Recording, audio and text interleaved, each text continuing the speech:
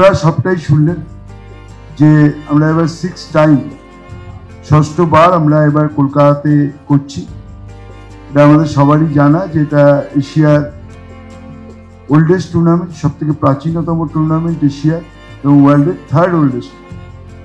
এই টুর্নামেন্ট আমরা এখানে অর্গানাইজ করছি এবং এটা আমরা যৌথভাবে করি, আমাদের পশ্চিমবঙ্গ সরকার এবং ইন্ডিয়ান আর্মি জয়েন্টলি অর্গানাইজ আমরা এটা করি। আমি অভিনন্দন জানাই রাজ্যের মাননীয় মুখ্যমন্ত্রী, শুধু নন ক্রীড়াপ্রেমী মুখ্যমন্ত্রীকে, তিনি সর্বতোভাবে সাহায্যের হাত বাড়িয়ে দিয়েছে। ইন্ডিয়ান আর্মি এবং স্পোর্টস ডিপার্টমেন্ট তারা সমস্ত সংশ্লিষ্ট দপ্তরের সঙ্গে নিয়ে আমরা এই টুর্নামেন্টকে আয়োজন করছি। মূলত দুটো জায়গায় খেলা হবে, একটা আমাদের সল্টলেক স্টেডিয়াম নিরাজবিকে, আর একটা কেবিকে কিশোর ভারতী স্টেডিয়াম। এবং আমাদের দুটো প্র্যাকটিস মাঠ আমরা সেভাবেই সবার সঙ্গে কথা বলে পার্টিসিপেটিং টিমদের দিচ্ছি যাতে তারা প্র্যাকটিস করতে পারে। এবং আপনারা শুনলেন যে আবার খুব প্রতিযোগিতামূলক খেলা হবে, কেন দুটো বিদেশি টিমও আছে, মালয়েশিয়ার একটি টিম আছে এবং একটি নেপালের টিম রয়েছে। আর আমাদের ইন্ডিয়ান টিমের মধ্যে সকলেই রয়েছেন। বিশেষ করে আমাদের কলকাতায় ইস্টবেঙ্গল, মোহনবাগান, মোহামেডান এবং ডায়মন্ড হারবার এফসি তারাও পার্টিসিপেট করছে। আমার ধারণা যে খুব উপভোগ্য ম্যাচ হবে এবং আপনারাও সেইভাবে যদি খবর কভার করেন তাহলে প্রচুর দর্শক আসতে পারে।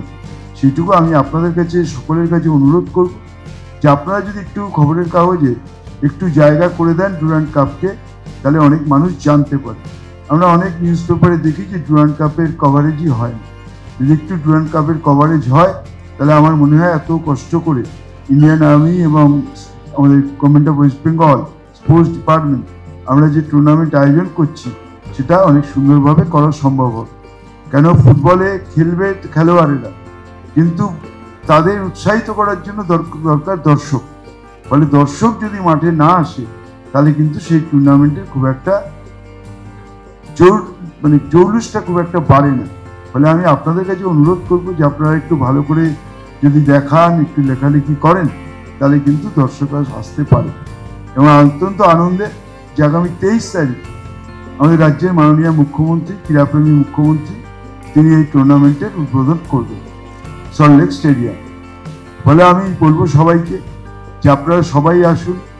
আমাদের তরফ থেকে আপনাদের সবাইকেই, প্রেস মিডিয়া সবাইকেই কার্ড দেওয়া হচ্ছে। আপনারাও মাঠে আসুন এবং খেলাকে উপভোগ করুন এবং আমাদের সর্বতোভাবে সহযোগিতা করুন। এইটুকুই আমি আপনাদের কাছে বলব।